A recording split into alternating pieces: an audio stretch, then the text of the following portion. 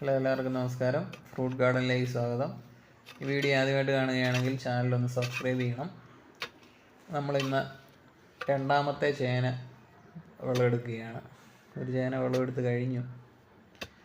ഇത് അടുത്ത ചേനയാണ്. ഇപ്പോൾ ചേന കാച്ചിലൊക്കെ വിളവെടുക്കുന്ന ടൈമാണ്. കണ്ടില്ലേ? ഇനി അലവാങ്ക് ഉപയോഗിച്ചത് മണ്ണെല്ലാം മാറ്റുകയാണ്. അതെ, അതാണ് ചേന. കണ്ടില്ലേ? ഒരു മീഡിയം സൈസ് ഉള്ള ചേനയാണ്. ഒരു 5 കിലോ 5 കിലോയോളം വെയിറ്റ് ഉണ്ട്.